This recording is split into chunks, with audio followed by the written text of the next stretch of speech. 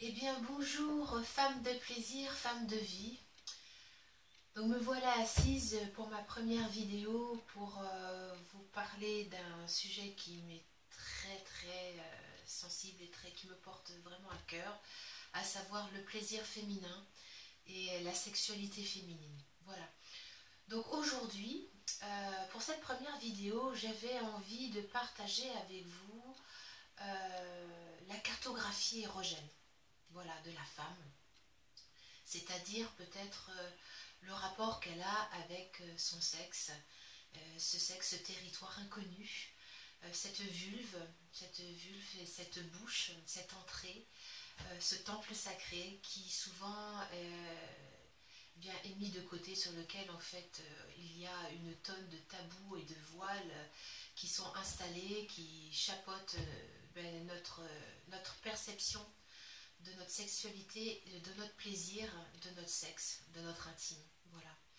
Et pour commencer, j'avais envie de partager avec vous à quel point il est important de se connaître, de se reconnaître dans son sexe, de prendre du temps, de prendre un temps pour soi, pour aller observer son sexe. Pour aller observer ces petites lèvres que l'on appelle aussi communément, je trouve ça extrêmement charmant, les nymphes. Voilà. Donc le sexe, vous avez donc les grandes lèvres, et à l'intérieur, donc ces charmantes nymphes qui vont avoir donc plusieurs formes, qui vont être plus ou moins charnues, plus ou moins longues, plus ou moins symétriques, asymétriques, enfin bon bref, elles ont vraiment des formes extrêmement diverses et variées, et ça en fait vraiment une diversité au niveau des sexes, au niveau de la forme. Et je trouve ça toujours absolument ravissant. Voilà, vous pouvez avoir des nymphes toutes frisées, des nymphes en forme de papillons, d'ailes de papillons ou alors de fleurs. C'est très divers et varié. Voilà.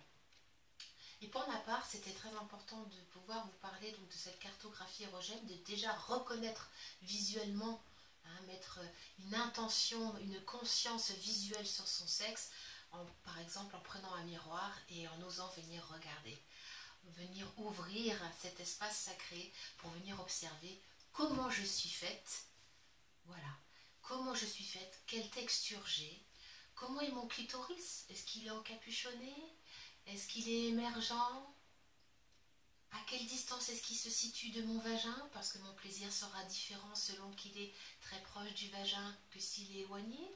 Voilà, de venir constater que mon clitoris n'est pas juste un petit bouton émergé, qu'il a également à l'intérieur deux grandes arches qui viennent innerver également le point G, de venir sentir ce point G, cette texture un peu granuleuse que l'on a donc sur la face ventrale, juste à l'entrée, pas très loin de l'urètre finalement. Voilà, de voir dessous peut-être les glandes de Skin qui permet donc l'éjaculat féminin, de venir plus en profondeur pour sentir donc ce col de l'utérus, de venir sentir parce que ce col de l'utérus il est vivant selon le cycle féminin, il peut être court, il peut être allongé, il varie selon quand on va accoucher également, mais ce col de l'utérus en fonction du cycle, s'il est visqueux, s'il est plus ou moins sec, il nous indique des phases de notre cycle, nous femmes.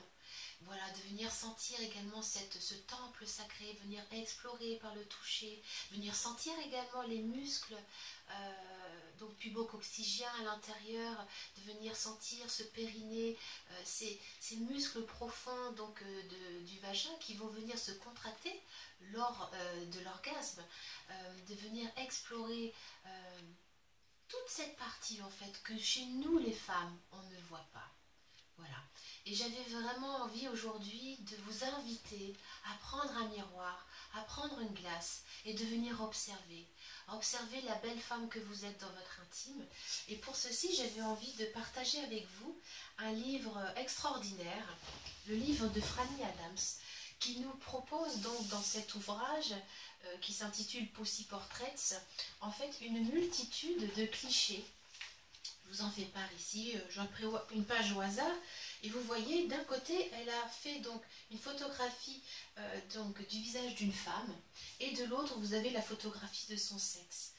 Et je trouve ça extrêmement touchant de voir à quel point il y a une diversité entre les visages, les sexes, Le sexe est comme le visage, ce qu'il est caché, voilà. Hein, on lève le voile. Cette photographe a osé lever le voile, hein, pour vraiment montrer les différents portraits que l'on peut trouver en fait sur les femmes.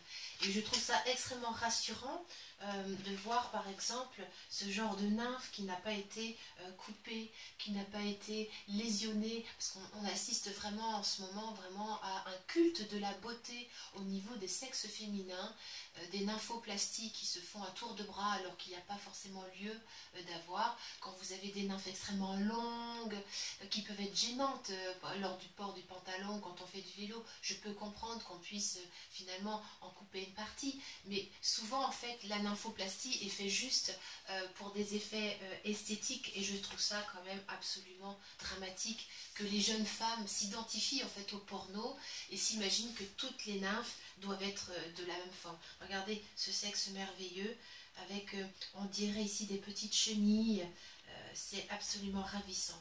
Voilà. Donc pour moi les filles, femmes de plaisir, femmes de vie, appropriez-vous votre sexe. Regardez comme c'est beau, regardez comme c'est important de se reconnaître dans ce que l'on est réellement. Et peu importe que vous épiliez pas, ce qui est important c'est de pouvoir venir reconnaître, voilà, reconnaître votre sexe tel qu'il est, de l'accepter, de l'aimer, pour pouvoir encore mieux le partager avec, dans l'intime, avec votre compagnon ou votre compagne. Voilà. Je vous dis merci pour votre attention et puis je vous dis à bientôt pour une nouvelle vidéo Femmes de plaisir et Femmes de vie. Merci beaucoup, à bientôt.